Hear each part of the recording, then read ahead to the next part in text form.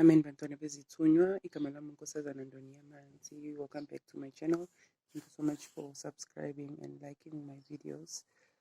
This is part 2 of whereby I explain the different types of Izithunywa. There is a part 1 video, so if you haven't seen it, please go back and watch that one first. Let me explain isithunywa samanzi, lo moya wasemanzini. Lesithunywa lesi sizwana nenhlanzeko, i-cleanliness. Kumele ukuthi uzithande uma unalesithunywa lesi. Uzithande ukugeza, uthande indawo yakho la uhlala khona ukuthi ihlale ihlanzekile, wena imbatho zakho nempahla zakho zihlale zi-clean ngaso sonke isikhathi. Kumele ube umuntu okwazi ukuba nemfihlo, because bayakuvezela imfihlakalo zasemanzini uma unalesithunywa lesi. So kumele uhambe ulokubuza ukuthi hey, ngiphuphe into eso, ngibonisa into eso, isho ukuthini, what. Kumele ukuthi ubuyele abantu abakuphethe ubabuze ukuthi ngibonise imfihlakalo eso yasemanzini, isho ukuthini le, then bese bazobuya kuwe bakuchazele, noma ukhethe umuntu oyi-1 omthembayo ukuthi angeke aze ayenze izinto ezibhedayo nge-gift yakho, akuvale or anything like that. So kumele ukuthi uzibheke, like nje uma unesithunywa nanoma unabantu abadala, kumele ukuthi wazi ukuthi khona ezinye izinto ovezela wena, hhayi ukuthi wena utshela abanye abantu. And then abantu abanesithunywa lesi kakhulu bayasaba amanzi, bayasaba kuya emanzini, like kuma-rivers, kuma-oceans, bayasaba ukuya lapho. And kube bayazi ukuthi imfihlakalo, iy'nhlanhla zabo zisemanzini, izinto zabo zivulwa emanzini, izithunywa zabo ziphakama emanzini.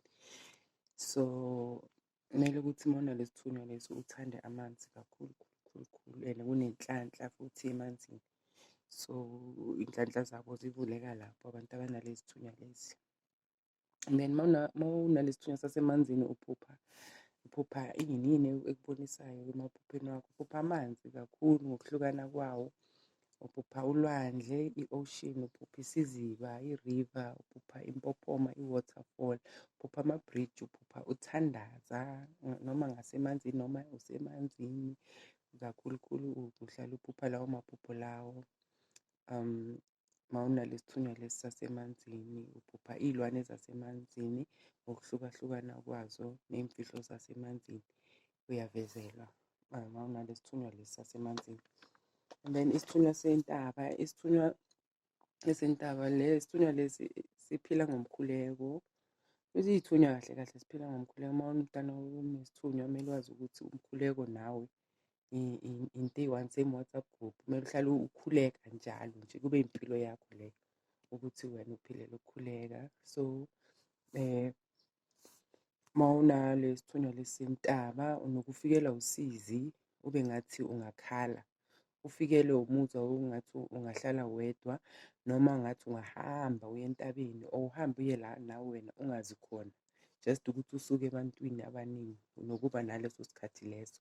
And then uma undlula ngasentabeni kuba ngathi like iy'ndlebe zakho ziyavaleka, ufile ngathi khona into ekudonsayo, like ubheke leyo ntaba leyo, sewundlula ngemoto ngani. And then kuba ngathi khona into ekudonsayo ukuthi iya lapho uyokhuleka, it's because amandla wakho alapho. So isithunywa sakho sifuna ukuthi uye lapho ukhuleke, but uzovezelwa ukuthi uya nini, uphatha ini, wenza kanjani uma unalesithunywa lesentaba. And then uzovezelwa amakhandlela, uzovezelwa izambatho zakho ezihlukahlukene ukuthi uzogcoka ini, uzokhuleka ngaliphi ikhandlela. Amaphupho akhona uphupha ukhuleka, uphupha izintaba ezisabekayo, uphupha ukhuleka ehlane, uphupha undiza, uphupha ugibela izintaba, ugibela ibhanoyi, i-overplane. Yizo izithunywa lezo ezinye esinazo. Ngizomalana okwanamhlanje. Thank you so much for watching my videos. Please don't forget to subscribe to my channel. Love you lots. Bye.